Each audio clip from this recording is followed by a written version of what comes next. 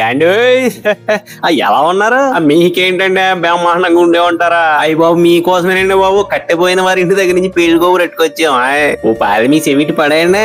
గుంటూరు జిల్లా ప్రత్తిపాడు మండలం చిన్నకోంట్రుపాడు గ్రామంలో కీర్తిశేషుడు కట్టెపోయిన శ్రీను గారు శ్రీమతి గంగమ్మ గారని ఎలాంటి కల్మషం లేని మంచి మనసున్న ఫ్యామిలీ ఉంటారండి. రెండో అబ్బాయి వెంకటేష్ పెళ్ళండి. ఇప్పుడు అబ్బాయిని చూసారా?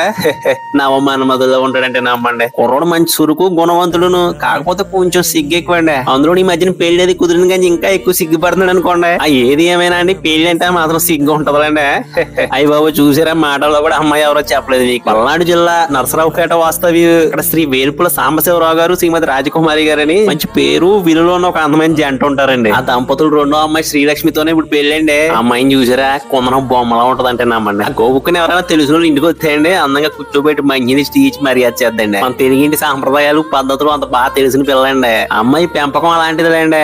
ఏది ఏమైనా అండి, జంటను చూడగానే సిలక గోరెంకల్లా చూడముచ్చటగా భలే ఉన్నారా అనిపిస్తుందండి. ఇదిగోండి ఈ జంటను అక్కడ పెళ్లిలో చూసి ఆశీర్వదిలే కానండి, కానీ పెళ్లి మాత్రం ఆగస్టు 9 శనివారం రాత్రి 11:23 చినకొండ్రుపాడులో మన పెళ్లి కొడుకు ఇంటి దగ్గరే పెళ్లి చాలా అంగరంగ వైభవంగా జరుగుతుందండి. అదే రోజు రాత్రి 8 గంటలకి కళ్యాణ వేదిక వద్ద భోజనాలు కూడా చాలా గ్రాండ్ గా ఉంటాయండి. నావగాయ పిండి వంటలో 4 రకాల కూరలో ప్రేమ ఆప్యాలతో కలిపి చేస్తారండి, మర్చిపోకండి. మరి కట్టిపోయిన వారి ఫ్యామిలీలో విందంటే మాత్రం అడవిడేది ఉంటదండి. మేము పిలిచిన బంధువులు స్నేహితులు ఆత్మీయులు మీకు ఎన్ని పనులున్నా పక్కన పెట్టి పిల్ల చాలా అందం తీసుకుని ఖచ్చితంగా రావాలండి.